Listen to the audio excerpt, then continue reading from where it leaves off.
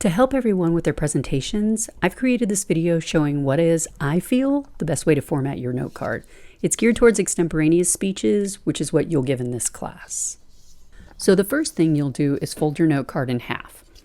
On the front left side of the note card, after you've done folding it in half, you'll want to split it up to where 2/3 of the top card is dedicated to the introduction, and the bottom third of that side of the note card is set up for your conclusion.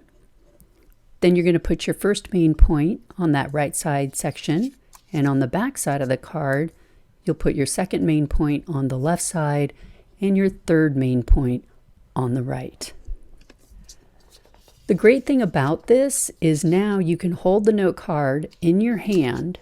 It's almost completely hidden, and only the section you're speaking about is visible in your hand. A lot of times when we do introductions and conclusions, we also want to rewrite everything, but the reality is your conclusion is simply a tie back after you've repeated everything you said in the beginning. So now what I'm going to do is show you specifically how I would set up my note card if I was giving a speech. So again, first thing I would do is fold that note card in half. I usually make sure it's bendy pretty good so I can move it around in my hand. And then what I'll do is up at the top of the left-hand side, I'll write down my attention getter. Now, because I would only need to know certain bits of information, really the information on my note card for me was all about my source citations. And because I was notorious for forgetting to say them, I learned to cite them first. So if I were to give an introduction on a speech, I would actually start it out with a very quick blurb about what I was talking about and then say, according to the New York Times on August 12, 2019. And I would just write a little bit of information underneath. Maybe it's a statistic, maybe it's a person's name, whatever it is, but I'm only going to speak briefly on that. Then I would write out my thesis statement, and I would literally write it out word for word. I mean, I had the room, so why not? After that, I would go ahead and write down my problem, and then my cause, and then my solution. The great thing about setting up your introduction note card like this is that you now have your thesis, your preview, which is going to set up your speech and tell your audience what it is you're speaking about, but it's all very concise and right there visible in your hand. Now, for a lot of people, the conclusion for them is really confusing, but literally your conclusion is a repeat of your introduction just in the past tense, but instead of your attention getter, you have that tie back to your attention getter. So over for the first main point, I would also literally write out my transitional statement. And as I was walking in my speaker triangle, I would just look down at my note card and literally read it as I was walking over to that first main point. Underneath that, I've noticed that some students prefer to use different colored pens to write out their source citations. I used highlighter, and I preferred highlighter. I didn't like multiple colors of pen on my paper. It's very distracting to me. And I always highlighted first and then wrote out the information because my OCD wouldn't allow the ink to stay on my note card if it was all blurry afterwards. So if I ever wrote some information and then would go back with my highlighter and try and go over it, this would happen and it would totally stress me out. So I would even get so frustrated and flustered with anxiety about having to give the speech in the first place that I would literally tear up my note card and rewrite it. So going back, after you've written down your source citation, throw down some bullet points. Try not to write out full, complete sentences.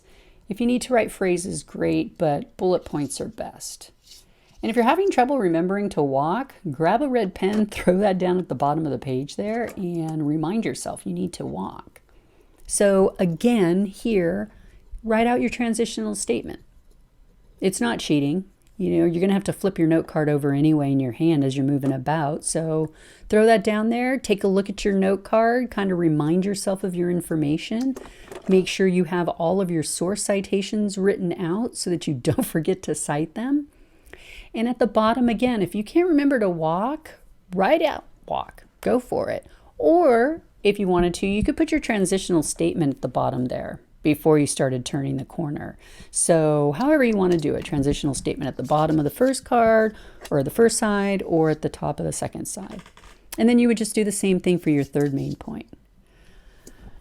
The wonderful thing about this is that all you're doing is putting on your note card the specific information that's difficult to remember. To give you an idea of some of the note cards that students have used, and forewarning, I did get permission to use these students' note cards, and there shouldn't be any identifiers on them. But this is an example of one of my students' note cards from a little over a year ago. And as you can see, she's written down quite a bit of information. Other people will write their note cards a little bit differently. Here's another example. Let me put up my first note card that I wrote to give you a side-by-side comparison. So here you can see where she's written down in conclusion, and even wrote down past tense to remind herself to speak in the past tense. But if you take a really quick look, you can pause this video and zoom in if you'd like. There's all kinds of information written down there. She's even written out a transitional statement.